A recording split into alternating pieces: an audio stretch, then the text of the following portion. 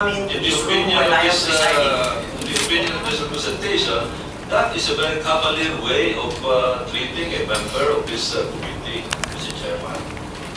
That is only my comment. It is up to you to decide on my comment. Thank you very much. Noted.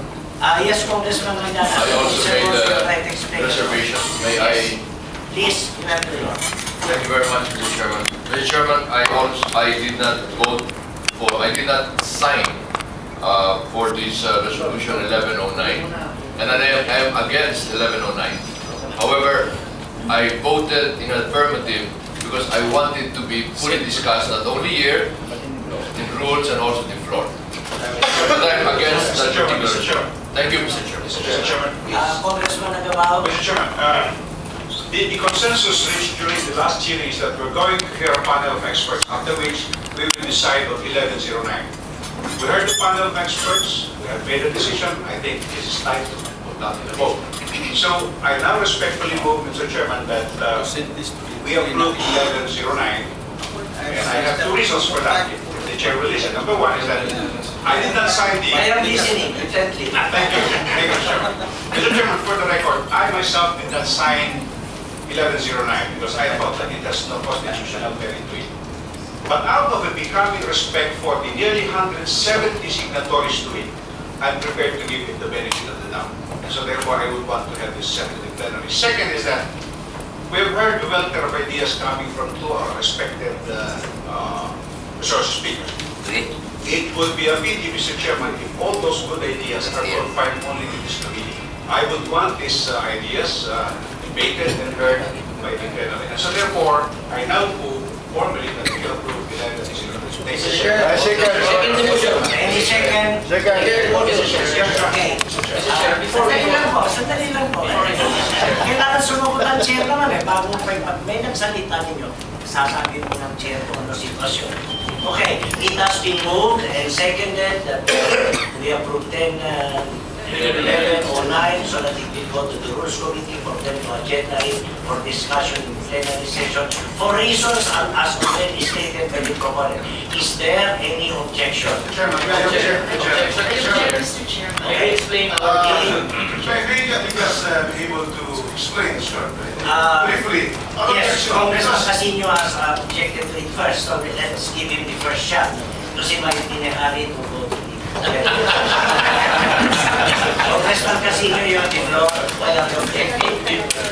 Mr. Chair, very simple objection. Earlier, we listened to more than 2 hours to two of the best, most eminent constitutionalists.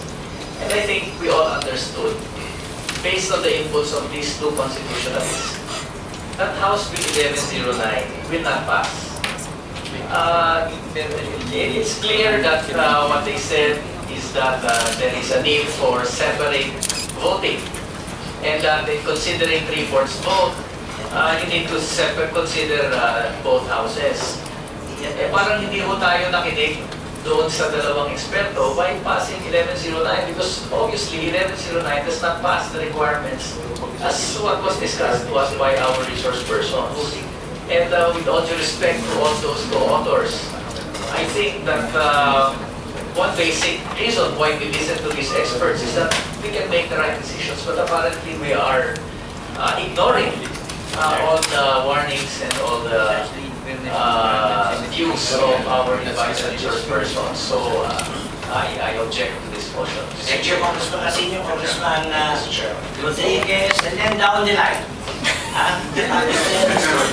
We discussed I hope the ordinaries will accede to a decision.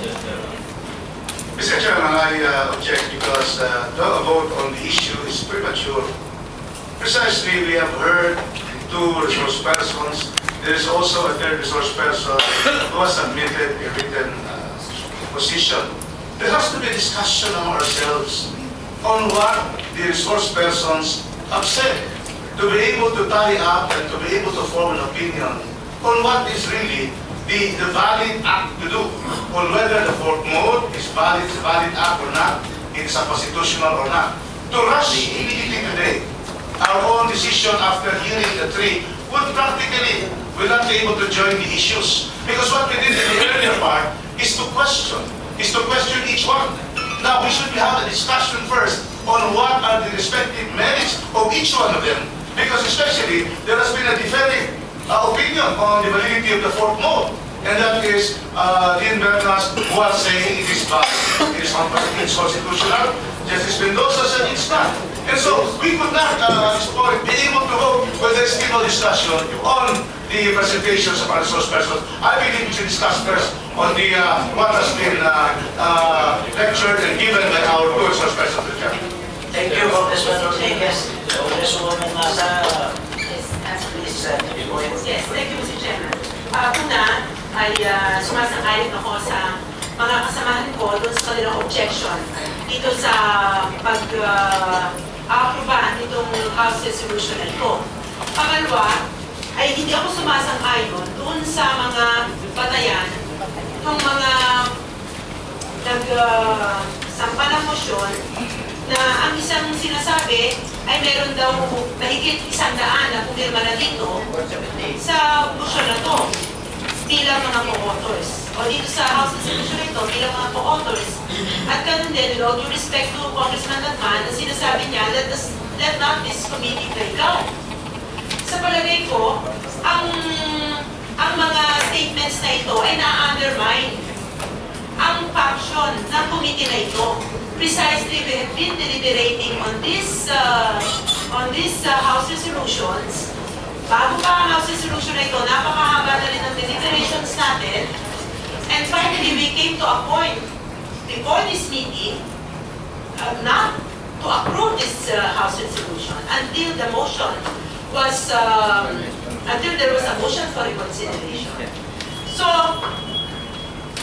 palagay ko, Mr. Chairman, masyado na po na hindi lamang natin nire-railroad kung hindi yung batayan pa noong integridad ng mga discussions natin sa committee na ito ang naatake. Itong motion ito na kaya lamang idadalhin sa plenaryo ay dahil sa meron ng 100 plus na authors sa motion ito. I think this is already undermining the integrity of our committee. And you, the chair himself, has always said that all matters pertaining to charter change, the committee has jurisdiction. Mr. Chair. Thank you, Mr. Chair. Thank you, Congresswoman Masa. Congresswoman Barret. Mr. Chairman. Thank you, Mr. Chairman. Dagdag na lang dun sa nasabi na ng mga kasama natin.